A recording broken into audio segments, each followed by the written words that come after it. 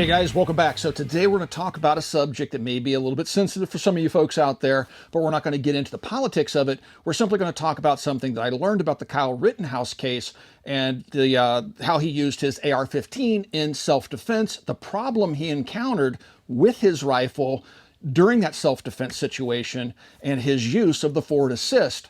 And some of my Patreons had asked me if that changed my opinion of the forward assist and its utility. Is it practical? Is it good to have? Should you not get one? And that's what today's video is going to be about. But before we get started with today's video, guys, if you enjoy the content that we produce here, please consider becoming part of our Patreon family. There's a link in the video description below. You'll get early access to videos like this one. You'll have direct access to me. I answer all private communications. And we have a bunch of other perks there that you'll get access to. So again, the link's down below. Also, if you enjoy the content, take a brief moment just to click that like, share, and subscribe button and that notification bell, and then comment down below, because all that does help us with the algorithms. With that being said, let's get started with today's video talking about the forward assist on the AR-15 rifle. If you guys haven't checked out Primary Arms online, please swing by and check out their website. They have all sorts of inventory that ranges from firearms to accessories, really good prices, fast shipping, outstanding customer support. If you use the code MAC and you purchase a PA branded optic or red dot sight with a magnified optic, you'll get a free scope mount with that MAC code. Or if you pick up a red dot sight or a prism sight, you'll get a free kill flash anti-reflective device. So please check out primaryarms.com. First, let's talk about the history of the M16 AR-15 rifle. There is a distinct difference between the two. The rifles that I have out here today are not military weapons. These are semi-automatic neutered firearms. But I'm going to talk about them interchangeably between the military version and the civilian version, because outwardly they look and function much the same. So here I have an early example of an AR-15, which would be also representative of an early example of the M16 that would be used in the Vietnam War. This rifle is extremely lightweight, even though it has a 20-inch barrel. This one has a lightweight barrel profile, 3-prong flash hider on it. If you come back here to the right side of the receiver, you'll notice there's no forward assist. It had not been invented yet. If you take a look at just above where my index finger is, you'll notice there is not a row of serrations there that would interact with that forward assist. That would come later on in the SP1 series of rifles that were sold to civilians after the M16A1 was developed. So why did the forward assist come about? Well, early on, rifles like this, the M16, the early M16s, developed a reputation for being unreliable. And that's because of a number of contributing factors, two of which are key factors, in my opinion. First of all, they're using the wrong gunpowder in the cartridges. They were warned not to use it. They did it anyway, which caused problems with the weapon's function. But also in the jungles of Southeast Asia, humidity is really high, water's everywhere, and if you don't have a chrome-lined bore chamber and other components, it's very likely, if you don't maintain the weapon, which they originally told the troops they were maintenance-free weapons, it will corrode. And that corrosion will cause reliability issues, especially compounded with the fact they're using the wrong gunpowder. So the U.S. Army took a hard look at the weapon system, and they quickly developed the M16A1. The A1 would have a chromed barrel and chamber, and it would add the forward assist. And then the weapon system would continue on throughout the duration of the Vietnam War, and the M16 AR-15 would continue to evolve. And there's been a number of different iterations between this rifle and what you know as the M4 carbine. Now this M4 carbine has, it's showing some 60 years of evolution of the weapon system. It's America's longest serving military rifle. But you'll notice that from the M16A1 all the way up to the current M4s, that forward assist is present, and you can see those serrations on the bolt in the ejection port that the forward assist interfaces with. And so next I want to talk about how Kyle used the forward assist. And I found out about this during a Tucker Carlson interview after he was acquitted of any wrongdoing. In that interview, he talked about the fact that he noticed his weapon had malfunctioned. He used the forward assist. If you go back and watch the video where he's laying on the ground fighting for his life, the forward assist was actually used, but it happened so quickly you didn't even see it. I've watched that video many times since watching that interview, and he used it so quickly that, again, you don't see it happen in the video. So let's talk about how he used that forward assist, what I think of the forward assist, and has my opinion changed about its application and whether or not it really needs to be on the rifle in the next segment. And then I have my rifle pointing in its direction for about a second, and then once I lower my rifle, I noticed that my ejection port is opened about an inch, and Mr. Grosskreutz said I pulled the charging handle, which never happened. I hit the forward assist to close the ejection port, and he sees me doing that or something, and this time he runs at me and he has his gun pointed directly at my head. Did you see the gun? I did. All right, so the forward assist, how is it supposed to work? Well, you have a little mechanism that sits here off the right-hand side of the receiver. It's spring-loaded, and it has a little paw inside of there. And when you push on it, it will engage with the teeth on the bolt carrier and allow you to push the bolt home. Let me demonstrate. This is a fully loaded military spec magazine. It has 30 rounds in it. I'm doing that because the upward pressure on the follower will press against the bolt and create a little bit more drag. So if I put the magazine in the weapon and I slowly cycle the bolt, you can even see how that first round popped up, kind of goofy. If it'll push back down as the bolt comes forward to pick it up, but if I just kind of tap it, you can see right there the bolt is out of battery. There's a slight gap right there by my index finger. So, watching the Tucker Carlson interview, Kyle said that when he was on the ground, he had fired 2 shots at Jump Kick Man, and then the skateboard man comes in, hits him with the skateboard, Kyle shoots him, and then from that point, from the skateboard man to the Glock man that was shot in the arm, there was a malfunction. Now, he fired 2 shots at Jump Kick Man and missed him both times. He may have tried, and this is pure speculation, but I'm trying to understand what caused him to look at his ejection port where he said he saw it was just slightly out of battery by about 1 inch. But he fired at Skateboard Man. He may have tried to fire 2 shots, had a dead trigger, which would then have him look at his weapon quickly and see that there's a gap there. And what he did was hit the forward assist.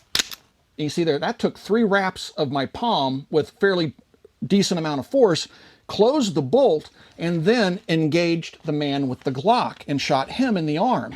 But if you watch that video, it's a fraction of a second between where he fires on Skateboard Man and then fires on Glock Man. The presence of mind that he had was unbelievable.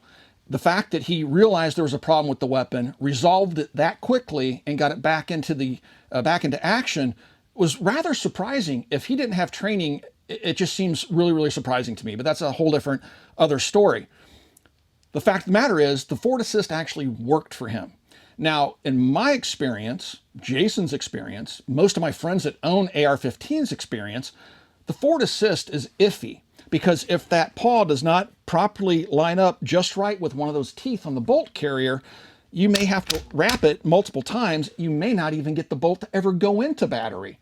So in many training classes, they will teach you that if you have a stoppage and a dead trigger, don't use the forward assist, just run the bolt and get another round in the chamber and get the problem round out of the action versus trying to rely on a device that may or may not work. So the fact that Kyle's forward assist worked, in my experience, it's kind of a 50-50 shot. It worked in his favor, but it may not always work. He had a malfunction that was easily remedied by that. I'm not sure the brand of rifle that he was using. It was an M4 configuration with a 16-inch barrel and collapsible stock. But any number of things could have caused that out of battery problem. He was rolling around on the ground. He may have bumped the weapon on the ground, kind of jarred it out of battery. He may have been not shouldering it, just firing it and kind of limp wristing it. It didn't have enough inertia to operate properly, and it short stroked the gun, picked the round up, but didn't quite go into battery. We can only speculate, and we'll probably never know what caused that stoppage. But the fact that he used the forward assist is what's key here, because it was just unbelievable to me that he did it so quickly and it worked in his favor. The concept of a forward assist isn't unique to the M16 or AR-15 series of rifles. This is an HK93. This is an 80s import pre-ban. And if you look at the bolt carrier, you'll notice there's kind of a divot there, kind of cutout area that's also has some really sharp serrations on the bolt carrier. And this is a relatively simple solution, which is unique for the Germans. Typically, their solutions are much more complex. But this is a relatively simple solution to a forward assist or using one. So the bolt and carrier are slightly out of battery, but because I can reach up there with my thumb, feel that deep serration mark, I can push forward and force the gun into battery. So that's one example of another service type rifle with a forward assist. This one does not require any extra components, just different machining on the bolt carrier. Another one you guys may not be aware of is the TP9. You probably wondered what this hole is on the bolt. It's the same size, the exact same size as the head of a 9mm case. So you can use that to push the bolt home or even pull it back if you want. But it's there to assist with the bolt. Basically gives you a little bolt handle there, although you can't fully cycle the weapon with it. I can't lock it open, but I can push forward if I have a spare round laying in my pocket for a forward assist. So I just wanted to point out that that whole concept is nothing unique to the M16 AR15. So what's my opinion on the forward assist? Does it belong in the AR15 or not? Does it make sense being there, or should you just delete it? Well, of course, that's a matter of personal preference. I'll share with you what I think about the forward assist. And I think Jason pretty much said it best. It's better to have it and not need it than to not have it and need it. In case of Kyle's situation, he needed it and it worked. And that rather surprised me because, as I've already said, every time I've tried to use the forward assist, it's kind of a mixed bag whether it's going to push the bolt closed or not, depending on the relationship of the bolt carrier and the paw on the forward assist. So, are there any other detriments that it adds to the AR-15 rifle? Well, I've seen forward assists that were broken. The paw itself, there was a cheap cast part, I think it was a DPMS paw, that somebody had whacked really hard and actually broke the paw, and when you open the action, the part just fell out. Now, had that broken while the gun was together and firing, it may have caused a malfunction, but with that paw missing, the gun still cycled and functioned just fine until it was replaced. I've also seen a video where it was claimed that somebody fired an M4 rifle around a barricade. They had the forward assist pressed forward against the wall. They fired it and it blew the gun up in their face. We demonstrated in a previous video that's simply not true. If you hold the forward assist forward and fire the gun, it's just going to cause a malfunction. It's just going to not cycle. So if you're going to use the forward assist, keep in mind that there are multiple different types of malfunctions that the AR-15 can experience. You can have a failure to extract a spent case. The forward assist isn't going to help you in that instance. You're going to have to run the bolt. You might have 2 rounds trying to get into the chamber at the same time. 2 rounds pop up out of the magazine, the bolt goes closed, causes a hard stoppage. And at that point, the forward assist definitely isn't going to help you. You're actually going to have to pull the magazine out and run the bolt and put the magazine back in.